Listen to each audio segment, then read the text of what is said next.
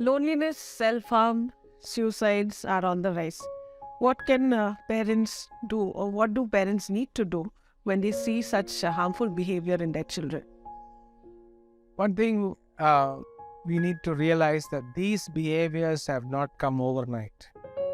Suddenly they don't do self-harm or they a suicide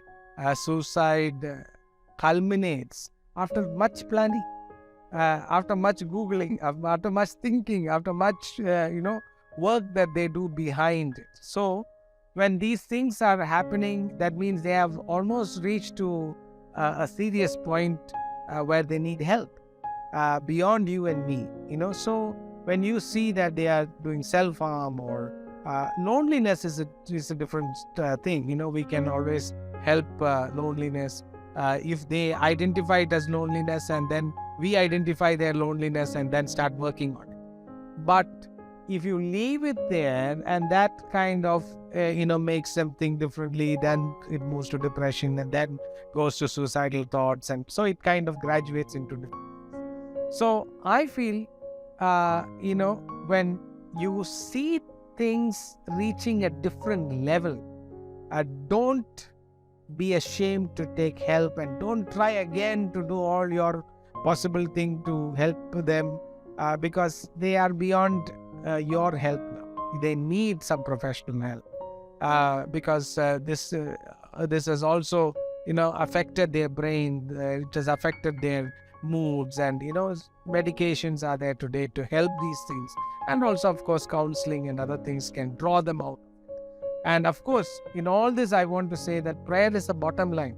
We need to keep praying, but prayer is not to be seen as a substitute for the help that you can otherwise take.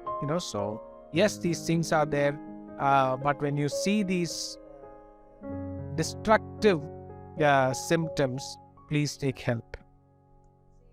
Engaging your child in constant conversation. I remember asking my son why he does not want to go to school person. And then I didn't realize that, actually he was insulted by that boy in front of a lot of people. And so he didn't share a healthy relationship. So he was not willing to tell me, saying, I'd rather go alone than go with that person. Or, I don't want to connect with that person. So understand why. And, empathize with your child. If there has been some hurt, rather than, allowing them to wallow in that themselves, at least have that conversation with them. So how better you can pray for them as well. That when they are sensitive and they have been hurt, that you understand and listen and deal with those things, rather than let them, wallow in that self-pity, and then that leads them into a whole lot of other things, which just start spiraling out of control. But rather than that, these constant conversations that we can have. So in our home, Saturday normally is a time when we are able to share some of our difficulties we've had in the week. Is it, a challenging time, some kind of struggle? And so we were trying to kind of help every one of us share something that we have gone through, so that the whole family is on the same page, understand that I had a bad week, I had this at work, and we're all praying for each other. So have that in your home, where you have a space where we can not just talk about what we struggle with, or our loneliness or our challenges, but also the things we struggle with each other. If we develop that kind of a space in the family, that is very helpful, so that the children don't go into the next levels, depression or suicide. Yeah, so don't wait for that stage. Even before that, learn to discern. When there's a small, change of phase, you need to discern something is going wrong. Probe it. Try to find out what is the reason.